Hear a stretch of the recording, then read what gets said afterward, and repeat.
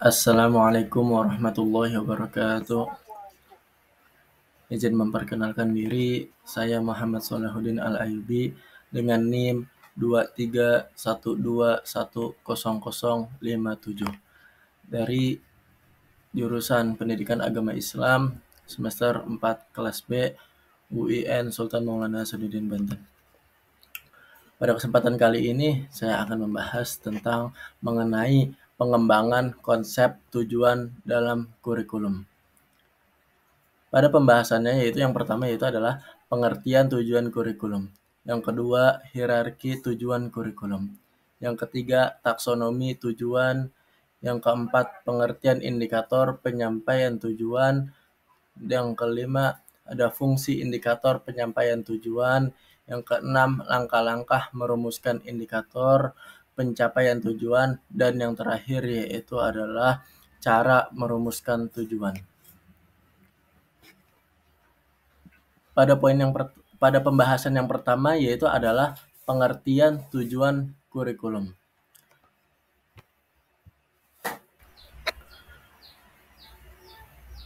Pada pembahasan yang pertama yaitu adalah pengertian tujuan kurikulum. Pengertian tujuan kurikulum ini adalah salah satu komponen yang paling penting dalam pendidikan. Yang sering diabaikan adalah kurikulum. Kurikulum memiliki posisi strategis karena secara umum kurikulum merupakan deskripsi dari visi, misi, dan tujuan pendidikan sebuah bangsa. Dalam pengertian lainnya ditegaskan bahwa kurikulum adalah keseluruhan program, fasilitas, dan kegiatan suatu lembaga pendidikan atau pelatihan untuk mewujudkan visi, misi, dan lembaganya. Oleh karena itu, pelaksanaan kurikulum untuk menunjang keberhasilan sebuah lembaga pendidikan harus ditunjang dengan poin-poin sebagai berikut. Yang pertama yaitu adanya tenaga yang berkompeten. Yang kedua, adanya fasilitas yang memadai. Ketiga, adanya fasilitas bantu. Yang keempat, tenaga penunjang. Yang kelima, dana yang memadai. Keenam, adanya manajemen yang baik. Dan yang ketujuh yaitu terpeliharanya budaya di daerah sekitar untuk menunjang. Dengan poin-poin yang inilah agar kurikulum dapat berjalan dengan lancar dan secara maksimal dan sesuai dengan apa yang ada dalam kondisi lingkungan sekolah tersebut, maka kita dukunglah dengan poin-poin yang tersebut.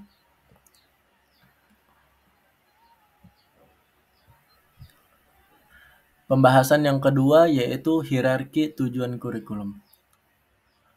Tujuan pendidikan jika ditinjau dari luas jangkauan lembaga, maka dikenal stratifikasi tujuan. Terdapat tujuan pendidikan nasional, tujuan institusional, tujuan kurikuler, dan tujuan instruksional. Dari stratifikasi itulah dikenal dengan hierarki.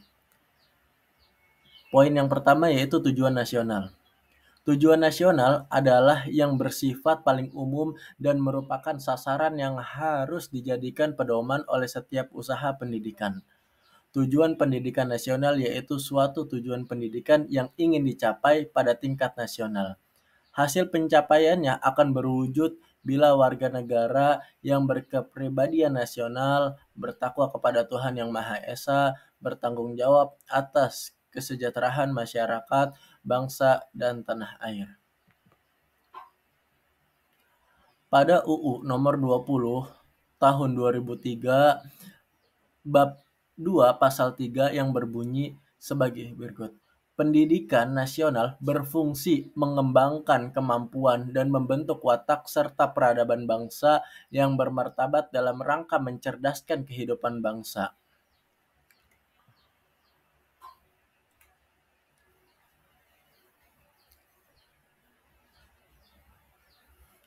Yang bertujuan untuk berkembangnya potensi peserta didik agar menjadi manusia yang beriman dan bertakwa kepada Tuhan Yang Maha Esa, berakhlak mulia, sehat, berilmu, kreatif, mandiri, dan menjadi warga negara yang demokratis serta bertanggung jawab. Contohnya yaitu Seseorang taat menjalankan ibadahnya sesuai agamanya masing-masing dan menjadikannya sebagai seseorang yang memiliki tanggung jawab atas ibadah kepada Tuhannya.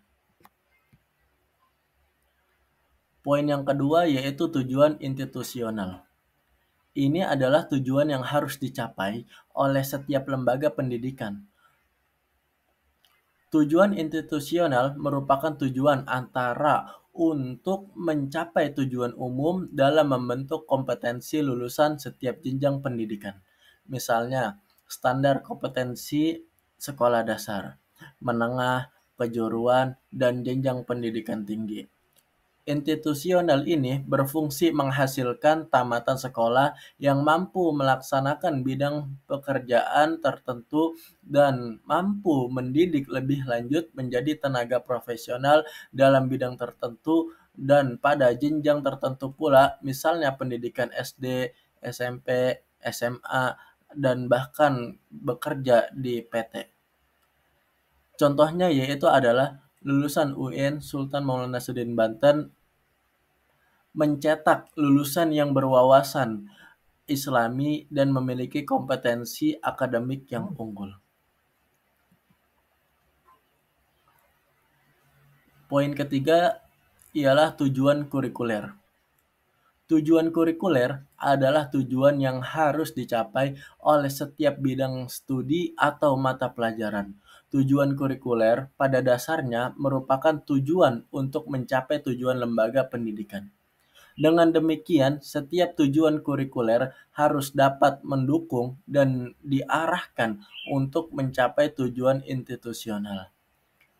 Hasil pencapaiannya akan berwujud siswa yang menguasai disiplin, mata pelajaran, atau bidang studi yang dipelajarinya.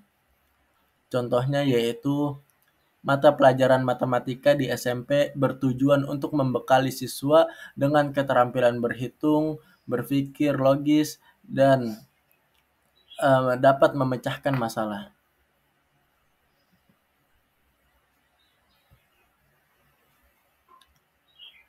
Poin yang keempat yaitu adalah tujuan instruksional. Ini adalah kemampuan yang harus dimiliki oleh anak didik setelah mereka mempelajari bahasan tertentu dalam bidang studi tertentu.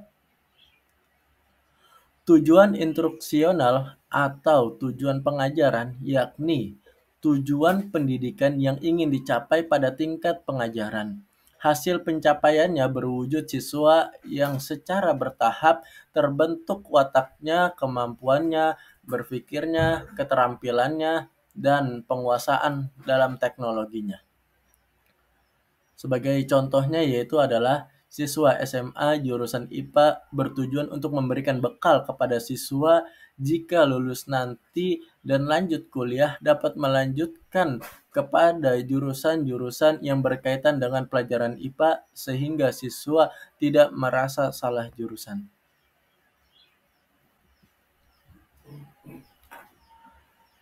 Pembahasan yang ketiga ialah taksonomi tujuan. Taksonomi dapat diartikan sebagai pengelompokan suatu hal berdasarkan hierarki atau tingkatan yang mengidentifikasi keterampilan berpikir dari mulai jenjang yang rendah hingga ke jenjang yang tinggi. Taksonomi dalam pendidikan pertama kali dicetuskan oleh seseorang psikologi pendidikan yang bernama Benjamin S. Bloom, sehingga dikenal dengan istilah taksonomi Bloom.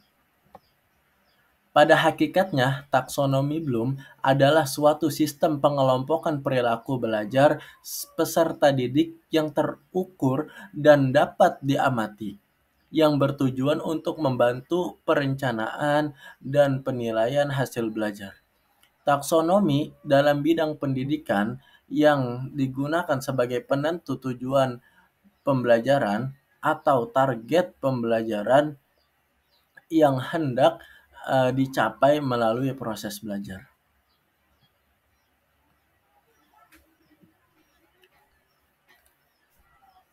Pembahasan yang keempat ialah pengertian indikator pencapaian tujuan. Apa sih itu indikator? Indikator merupakan penanda pencapaian kompetensi dasar yang ditandai oleh perubahan perilaku yang dapat diukur dan mencangkup sikap, pengetahuan, dan keterampilan. Indikator pencapaian kompetensi adalah perilaku yang dapat diukur dan diobservasi untuk menunjukkan ketercapaian kompetensi dasar tertentu yang menjadi acuan penilaian mata pelajaran. Sehingga dengan adanya indikator pencapaian ialah dengan bagaimana metode yang digunakan oleh guru untuk mengajarkan kepada para siswa dengan terarah dan memiliki metode yang sesuai.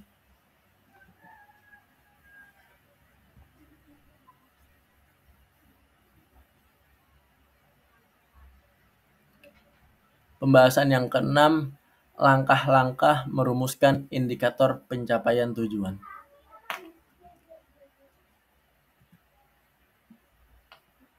Sebelum itu ialah mari kita bahas fungsi indikator pencapaian tujuan.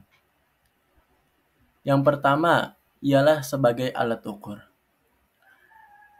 Indikator digunakan sebagai alat ukur ialah bagaimana jika kita setelah menerapkan indikator kepada para siswa, setelah kita ajarkan kepada para siswa, maka akan dijadikan sebagai alat ukur untuk kepada para siswa. Dengan itulah sebagai guru kita dapat mengukur keterampilan, sikap, dan wawasan daripada siswa. Yang kedua sebagai ukuran keberhasilan. Yang ketiga sebagai panduan dalam menyiapkan bahan ajar. Yang keempat sebagai dasar evaluasi dan penilaian.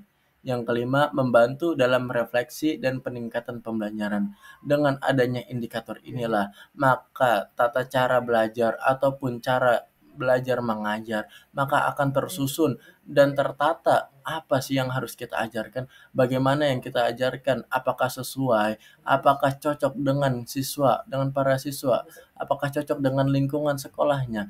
Maka dengan fungsi indikator inilah keberhasilan dalam pencapaian belajar. Lalu bagaimana langkah-langkah merumuskan indikator pencapaian tujuan? Indikator pencapaian tujuan dalam kurikulum digunakan untuk mengukur sejauh mana peserta didik mencapai kompetensi yang ditetapkan dalam pembelajaran.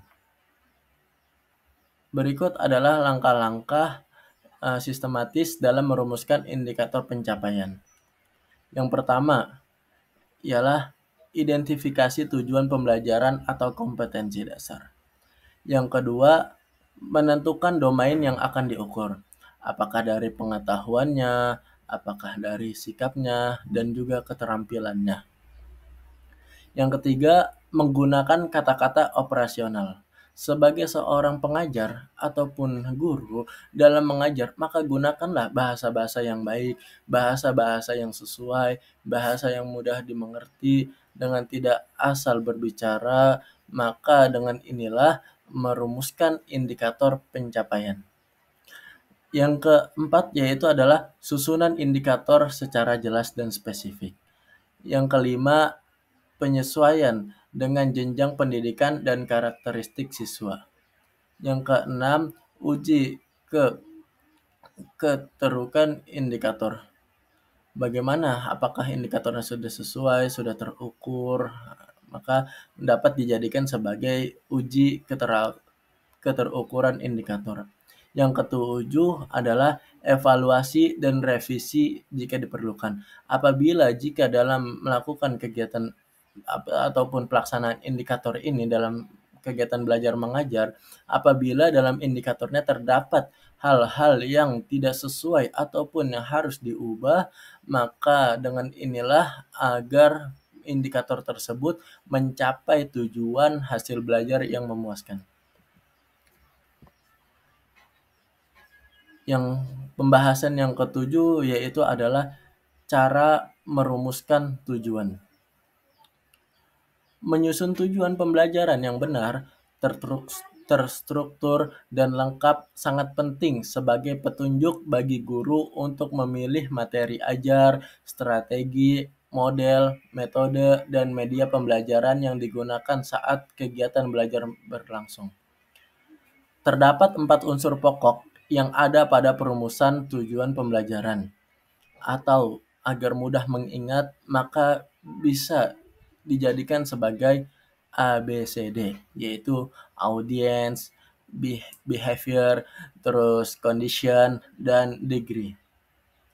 Audience yaitu adalah memiliki arti pendengar dalam hal kegiatan belajar mengajar adalah seorang siswa ataupun para siswa yang ada di dalam kelas tersebut.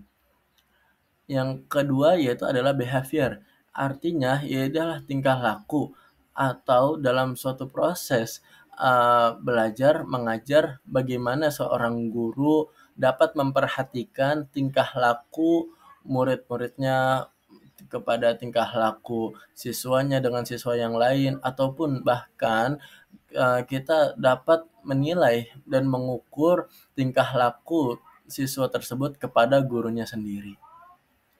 Yang ketiga ialah condition. Ini adalah artinya keadaan. Nah, sebagai seorang guru dalam kegiatan belajar mengajar, kita harus bisa meredakan kondisi kelas yang mungkin sedang ricuh, sedang tidak kondisional, maka kita sebagai seorang pengajar harus bisa meredakannya. Ataupun kita dapat menghasilkan situasi belajar mengajar yang nyaman dan aman. Yang keempat yaitu adalah degree. Ialah memiliki suatu perbandingan. Artinya di sini bukan berarti kita membandingkan siswa A dengan siswa B, siswa ini dengan siswa yang lain. Bukan, tetapi kita membandingkan yaitu adalah apakah yang kita ajarkan sesuai dengan cara yang kemarin, ataukah nanti ada cara cara pengajaran lagi yang lain yang membuatnya lebih sesuai. Maka kita bandingkan dengan 4 unsur inilah yang menjadi adanya perumusan tujuan pembelajaran. Mungkin itu saja yang bisa saya sampaikan pada video kali ini dan penjelasan kali ini. Apabila terdapat masih banyak salah kata, saya mohon maaf. Wabillahi taufiq wal hidayah. Wassalamualaikum warahmatullahi wabarakatuh.